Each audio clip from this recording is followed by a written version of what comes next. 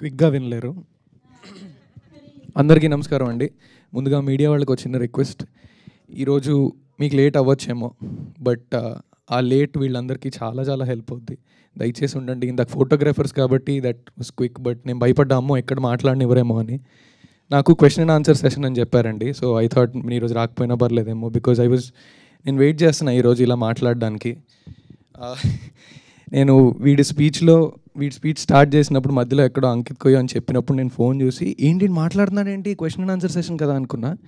రమేష్ గారు ఫోన్ చేశారు, వెంటనే బండి వేసుకొచ్చారు, కార్ అయితే లేట్ అవుద్దని. నేను జ్వరంతో వచ్చానండి, ఇక్కడ హాయిగా తడిగుడ్డ వేసుకుని ఎత్తి మీద పడుకున్నాను. But there is a lot to speak today, because ఈ సినిమా ఆగస్ట్ సరిగ్గా 3 సంవత్సరాలండి ఈ సినిమా బయటికి రావడానికి. వీడు రాసుకున్న దగ్గర నుంచి ఇదంతా నాకు తెలియదు కానీ, బట్ ఆగస్ట్ 2021లో నన్ను వీడు కలిశాడు వంశీ. ఓ దగ్గర కూర్చొని స్టోరీ నరేషన్ ఇచ్చిన తర్వాత స్టోరీ విన్న వెంటనే చాలా చాలా హ్యాపీ ఫీల్ అయ్యి, అబ్బా ఏం కథ రాసావరా అనుకొని వెంటనే నాకు తెలిసిన ఒక ప్రొడ్యూసర్ గారికి వెంటనే ఫోన్ చేశాను. ఆ ప్రొడ్యూసర్ గారికి ఫోన్ చేసి వెంటనే నరేషన్ ఇప్పించి, ఆయన కూడా చాలా ఎక్సైట్ అయ్యి ఈ కథ మనం ఎట్టి పరిస్థితుల్లో చేయాలి అని ముందు తీసుకెళ్ళడానికి రెడీ అయ్యారు. అక్కడ ఒక 6 months ట్రావెల్. దాని తర్వాత మళ్ళీ వీరు వేరే ప్రొడక్షన్ హౌస్కి వెళ్ళాడు. దాని తర్వాత అలా అలా తిరిగి ఈరోజు నిహారిక గారి దగ్గరికి వచ్చాడు. మధ్యలో వీడి ఇందాక టామ్ అండ్ జెర్రీ అన్నాడు కదండి, దానికి కారణం ఏంటంటే, మనస్ఫూర్తిగా చెప్తున్నాను నేను ఇది, ఈ సినిమా మీద నాకు నమ్మకం కంటే భయం ఎక్కువ ఉందండి. నిన్నటి వరకు కూడా చాలా భయం ఉండింది. ఎందుకంటే ఈరోజు ఇది సక్సెస్ అవ్వకపోతే మళ్ళీ ఇలాంటి సినిమా ఎవరు చేయరండి, ఇంపాసిబుల్. 11 మంది కొత్త వాళ్ళని పెట్టి పిచ్చోళ్ళు ఏంటండి చేయడానికి ఇది. వీడి ఇందాక అన్నట్టు ఎవరి డబ్బులు ఎందుకు పెట్టాలి అని. కానీ కథను నమ్మి పెట్టేవాళ్ళు ఇలాంటి వాళ్ళు ఉన్నప్పుడు ఈ సినిమా సక్సెస్ చేయకపోతే ఇంకో సినిమా ఇలాంటిది రాదు, ఎప్పటికీ రాదు. అండ్ ఇంకోటి, ఇది 2 కోట్లలోనో 3 కోట్లలో చేసింది కాదు. దగ్గర it is almost touching 10 crores I guess. నేను నంబర్ బయటికి చెప్పకూడదేమో, I'm sorry, but I have to say it because people should know is what I feel. ఈ సినిమాతో నాకు చాలా పర్సనల్ ట్రావెల్. ఎందుకంటే అండి, మధ్యలో వీడు టామ్ అండ్ జెర్రీ అన్నందుకు వీళ్ళందరి వంశీకి కూడా తెలియనివి నేను చాలా పడ్డాను. వంశీకి డైరెక్ట్ కొంతమంది ఎవరైతే ఈ ప్రొడక్షన్ చేద్దామని అనుకున్నారో 2-3 ప్రొడ్యూసర్స్, లేదంటే ఆ ప్రొడ్యూసర్స్ దగ్గర ఉండే మేనేజర్స్, వీళ్ళని నేను వెళ్ళి కలిసేవాడిని వంశీని డైరెక్ట్గా. బికాజ్ వాళ్ళు నాకు కొంచెం తెలుసు కాబట్టి నేను వెళ్ళి కలిసేవాడిని. వాళ్ళ రూమ్లో నాతో మాట్లాడే మాటలు ఒకటి, తర్వాత వంశీ వెళ్ళి కలిసినప్పుడు మాట్లాడే మాటలు ఒకటి. నాతో చాలా ఎక్కువ అవుతుందమ్మా కొత్త వాళ్ళ మీద అంత పెట్టడం. అబ్సల్యూట్లీ ఫైన్ అండి, నిజంగా కొత్త వాళ్ళ మీద అంత పెట్టడానికి అందరూ ధైర్యం చేయలేరు. ధైర్యం చేయలేను, నా వల్ల కుదరదు, బయలుదేరిపోండి ఇక్కడి నుంచి, వేరేది ఏమన్నా చూసుకోండి అని చెప్పడం అది వేరండి. కానీ ఈ సినిమా గురించి మాట్లాడే మాటలు కొన్ని చెప్తాను మీకు. వర్కౌట్ అవుతుంది సినిమా.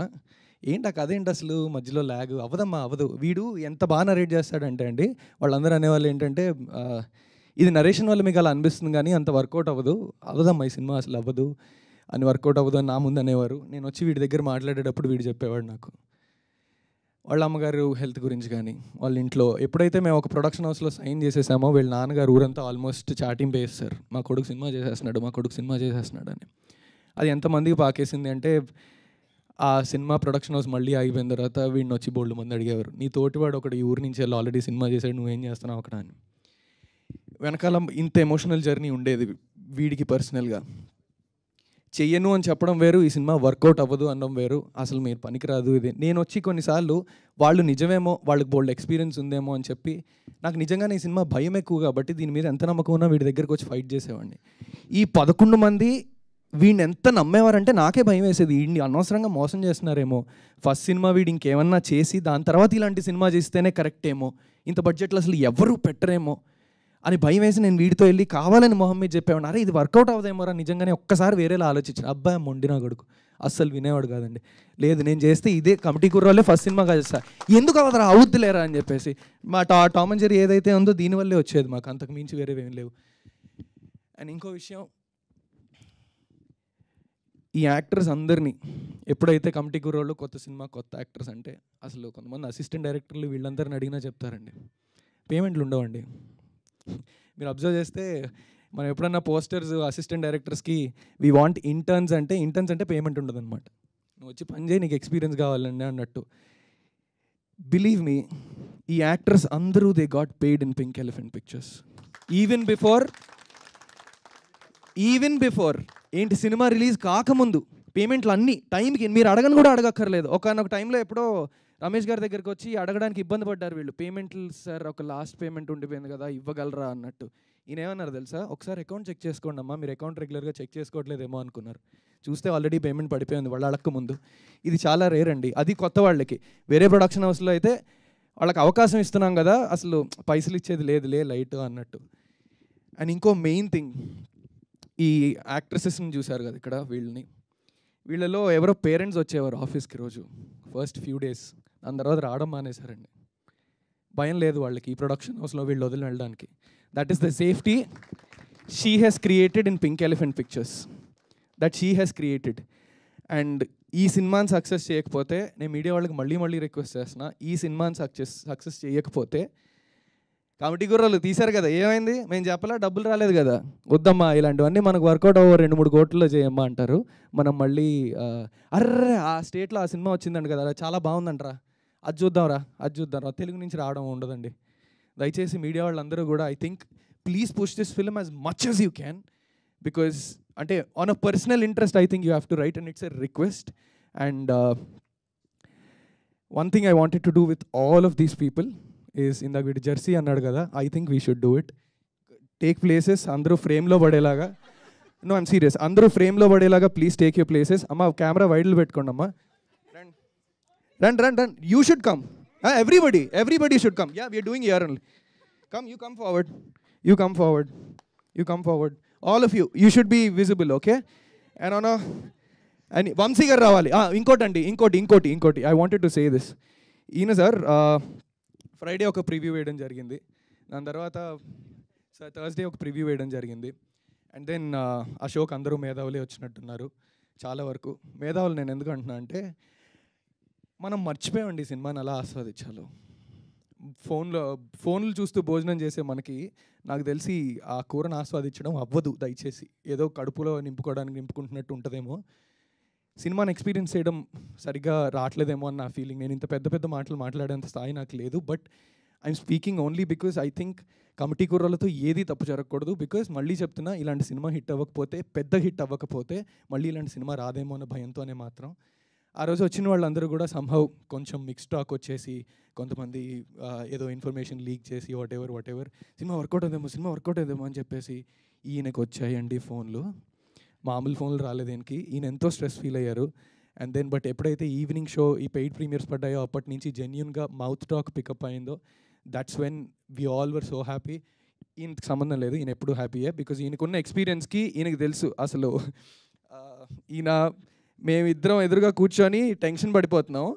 అదే స్థితప్రజ్ఞుడు అన్నట్టు మేము చాలా టెన్షన్ పడిపోతున్నాం, ఏమవుతుంది సినిమా అసలు అమ్మో అని. ఈయన మాత్రం అక్కడ కూర్చొని ల్యాప్టాప్లో ఎవరికో ఏదో పంపాలి ఇదేం చూస్తున్నారు. మేము మాట్లాడేదానికి ఈయన అడిగే క్వశ్చన్కి సంబంధం లేదు. మేమేమో సార్ భయం వేస్తుంది సార్ అంటే, ఈయనేమో అది ఎవరికి ఏదో పంపాలన్నో ఏంటమ్మా రాజేష్ రామ పేరేంటి అని ఇలా కూర్చొని కాఫీ తాగుతావా టీ తాగుతావా అన్నట్టు. ఈయనకి అసలు సంబంధం లేదు, because he knew it's a hit. And yeah, so thank you so much Vamsi Nandivadi garu and a lot of other distributors who've trusted and is taking this film forward, and it's time for us to show how much we are proud of this film, I guess, right? Thank you so much. On a count of 3, 2, 1 camera wide ellai kada, NK you got to do it. And madam meer kuda funny anna gunte baagundu, please yeah, Phani అన్న and next Niharika గారు ఇంకో కలిసి ఎన్నో సినిమాలు చేయాలని, ఇలాంటి వాళ్ళ ఇండస్ట్రీకి ఉండాలని, కథని నమ్మి ముందుకు తీసుకెళ్లాలని. ఖచ్చితంగా అన్ని కమిటీ కుర్రాల్లో హిట్ అవుతాయన్న గ్యారంటీ ఎవరు ఇవ్వలేం. అవ్వకపోయినా కమిటీ కుర్రాళ్ళు అనేది ప్రతి ఒక్క కొత్తవాడికి, కథ బాగున్న ప్రతి వాళ్ళ దగ్గర ఇది ఒక బ్యాక్గ్రౌండ్ అవ్వాలని, వీళ్ళ మొహాలు చూసిన ప్రతిసారి కమిటీ కుర్రాళ్ళు గుర్తు రావాలని, కొత్త వాళ్ళైనా రెస్పెక్ట్ ఇచ్చి అబ్బా వర్కౌట్ అవుద్దేమో, కథ ఎంత కమర్షియల్గా హిట్ అవుద్దో, డబ్బులు వెనక్కి వస్తాయో లేదు ఎవరికీ తెలీదు. బట్ ఇది వర్కౌట్ అవుదమ్మా, వద్దు ఇవన్నీ వద్దు అని అనకుండా, ఎవరు ఎప్పుడు ఏమవుతారో ఎవరు ఊహించలేం కాబట్టి మేం చేయలేమమ్మా, యూ మూవ్ ఆన్ మేం చేయలేము అని చెప్పడం జరుగుద్దని నేను గట్టిగా నమ్ముతున్నా. So yeah 3, 2, 1 go. ఇంకా మాట్లాడను. యా 3 అరవాలి, గట్టిగా అరవాలి. Okay, you not doing it. ఇప్పటిదాకా మీకున్న కసంతా బయటికి రావాలి, అర్థమైందా? అది 3, 2, 1 గో.